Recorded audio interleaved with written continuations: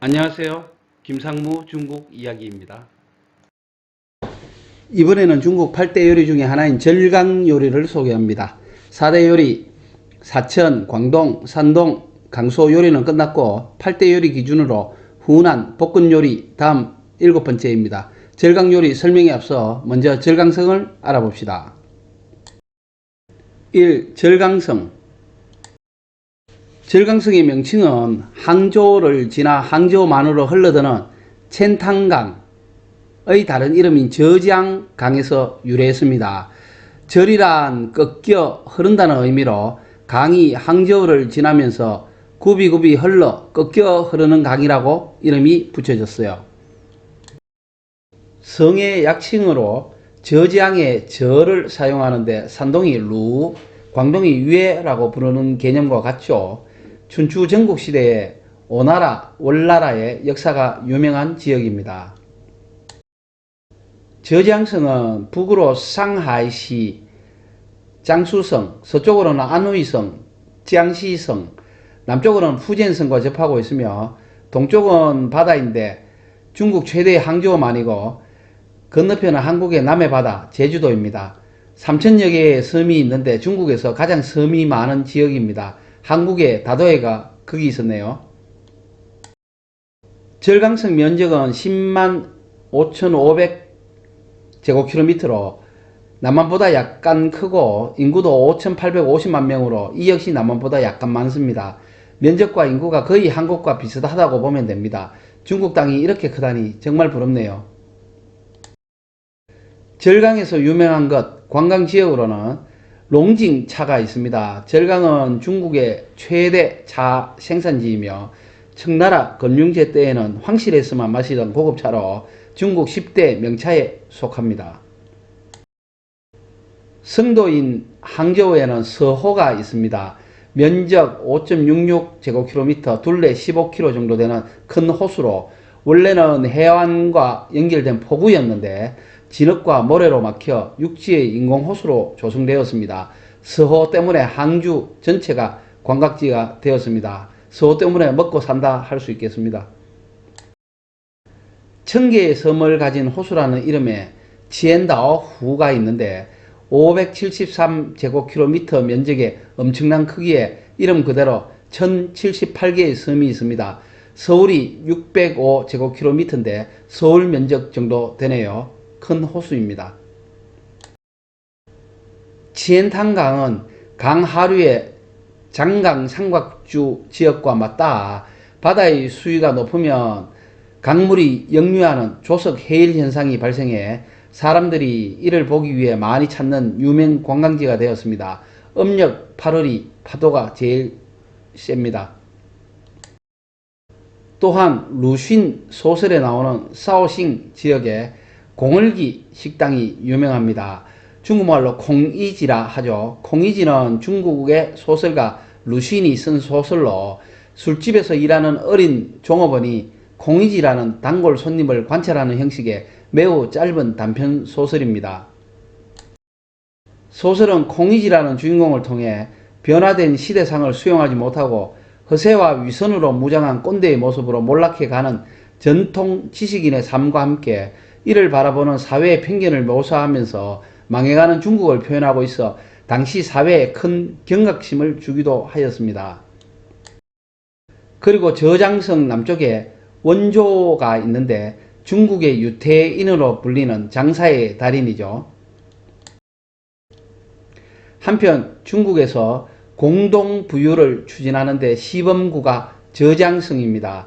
2025년을 목표로 소득 재분배 등 다양한 실험이 이루어지게 될 예정인데 경제발전 수준이 중국 상위권이고 지형적 그리고 도시 농촌 인구 특성 등에서도 중국의 축소판이어서 시범지역으로 선택되었다 합니다. 이 절강요리를 소개합니다. 절강요리는 중국의 8대 요리 중 하나로 산동요리, 사천요리, 광동, 강소 요리를 4대 요리를 하고 호남, 볶은, 절강, 안휘 요리를 더해서 8대 요리라고 합니다. 절강 요리는 중국의 절강성에서 유래하는 요리로 항조, 닝보, 샤오싱 지역의 음식으로 구성된 요리 계통으로 항저우 요리가 가장 대표적입니다. 절강 지역은 강과 호수, 바다를 끼고 있어 예로부터 식재료가 풍부한 지역으로 강과 호수에서 나는 신선한 생선이 주요 식재료로 쓰입니다. 요리의 특징은 연하고 부드러운 요리가 많은데 맛과 향이 깨끗하면서 진하고 찰지고 기름기가 적어 담백하고 개운하다 하겠습니다. 제철 재료에 신경을 많이 쓰고 매운맛이 별로 없으며 강소 요리, 상해 요리와 많이 유사합니다. 한마디로 담백한 요리입니다. 좀 닝닝하다 해야 하나요? 뭔가 양념이 빠진 듯한. 3. 주요 대표 요리를 소개합니다. 첫 번째, 동파육입니다. 동파육은 절강 항저우의 유명한 요리이며 절강의 대표적인 요리 중 하나입니다. 적당히 살찐 돼지고기에 양념을 하여 찐 요리입니다. 많은 지방에서 돼지고기를 홍샤오 방식이나 설탕을 넣어 붉은 색깔이 나도록 찐 방식이죠. 이런 홍샤오 방식으로 만들어 동파육과 비슷하다고 하지만 맛과 고기의 크기에서 차이가 납니다. 동파육은 송나라 대문호 소동파가 항주에 와서 관리로 일할 때 서호를 만든 유공자를 접대하기 위해 가족들이 요리를 했는데 이때 실수로 술을 넣었죠. 그런데 맛이 더 고소해져서 오히려 더 좋아했다고 하네요. 이후 소동파의 고기라는 뜻으로 동파육으로 불리게 되었다는 유래가 있습니다. 두 번째 소개드릴 요리는 서호의 탕수육 물고기입니다. 서호의 탕수육 물고기는 절강 항저우의 전통 요리로 서호에서 잡히는 차오위 서호의 물고기입니다. 를 사용해서 기름 한 방울 사용하지 않고 물과 양념만으로 요리를 한다네요. 그리고 탕수육 같은 소스를 뿌려줍니다. 식초를 넣어 이름에 추가 들어가고 맛도 단맛과 함께 신맛이 납니다. 새콤달콤한 맛 그대로죠.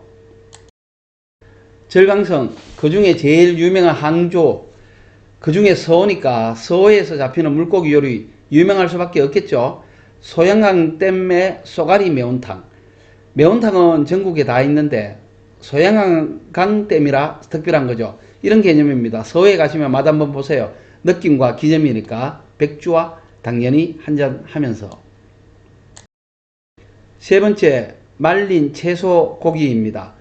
말린 채소고기는 절강의 10대 전통 요리 중 하나이며 돼지갈비, 말린 매실잎, 설탕에다 지역 특산품인 황주를 넣어 만듭니다. 다른 지역의 매실고기와 유사하지만 돼지 삼겹살이 아니라 돼지갈비를 사용한다는 게 큰 차이입니다. 이런 류의 음식은 지역마다 많고 각 지역의 특색을 반영합니다. 여기는 돼지갈비를 쓰고 황주를 첨가한다는 게 특색이네요. 네 번째, 차잎에 절인 민물새우, 롱징, 씨알은 이 요리는 항저우의 유명한 요리로 알려져 있는데 왜냐하면 중국 10대 차 중에 하나인 서호 롱징 차를 사용하여 민물 새우와 함께 만든 맛있는 요리입니다. 새우는 껍질을 모두 벗긴 후 롱징 차 잎에 절여냅니다. 색깔이 백옥색이고 달콤한 차 향기가 나는 요리입니다. 다섯 번째, 게 수프.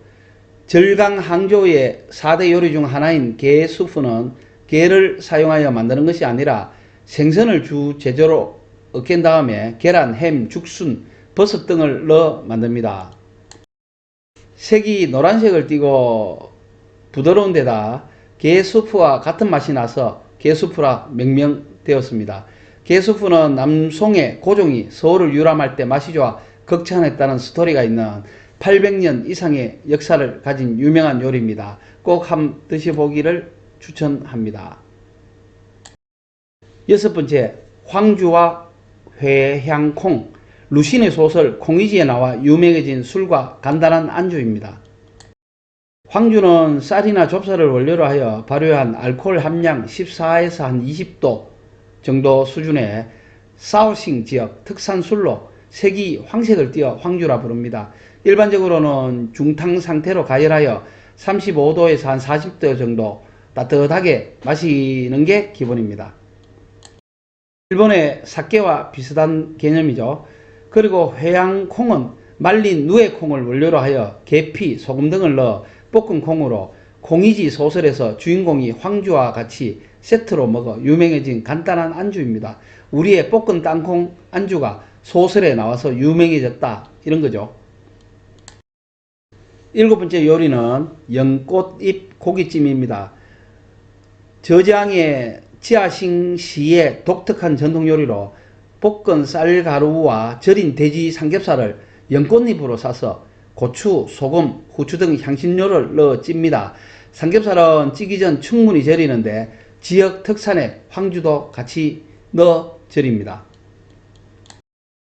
고기가 부드러우며 연꽃잎의 맑은 향기가 납니다. 현지인들은 혈액순환을 좋게 한다 하여 인기가 있고 여름에 식욕을 돋우기 위해 즐겨 먹는다고 합니다.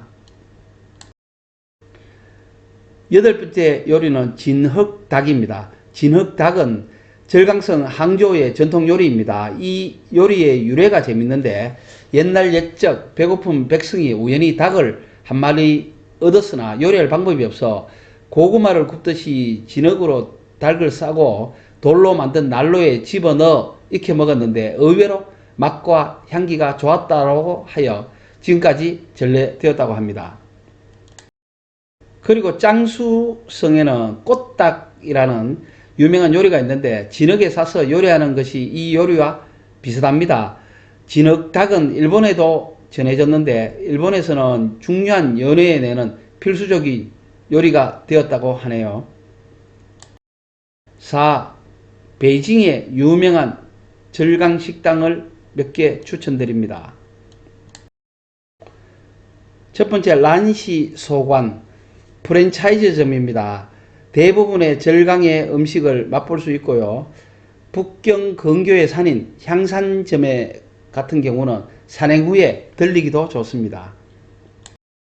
두 번째 와이포지아 번역하면 외할머니 집이라는 뜻의 유명한 프랜차이즈점으로 항저우 서호에 본점이 있고 대도시마다 체인점이 있는 유명한 절강성 대표 식당입니다. 세 번째 콩이지 루신 소설의 배경이 된 콩이지 식당입니다. 식당은 베이징의 10차례 호하이 주변에 위치해 있습니다. 아름다운 호수가 있어 시민들의 휴식 공간인데다 이 지역은 매우 유명한 관광지로 수많은 관광객들이 찾고 있습니다. 식사도 하시고 관광도 하시면 좋을 듯 합니다. 간단하게 절강 요리를 요약해보면 한마디로 담백한 요리다 라고 할 수 있습니다. 풍부한 식재료를 바탕으로 신선한 본연의 맛을 내려고 양념, 향신료를 가급적 적게 사용하기 때문인데 양념의 맛을 좋아하는 한국 사람들에게는 담백함이 과도하여 밍밍한 느낌을 주기도 합니다. 다소 단맛이 나죠. 알고 가요 중국 여행, 중국 요리, 의미를 알고 먹으면 정말 맛있습니다. 중국 8대 요리, 사천, 광동, 산동, 강소, 그리고 호남, 복근, 절강을 끝내고 이제 한 개 남았네요. 남은 한 개는 안후입니다. 기대해 주시기 바랍니다. 구독, 좋아요 부탁드리고 사투리 나레이션 끝까지 들어주셔서 감사드립니다. 좋은 하루 되세요. 감사합니다.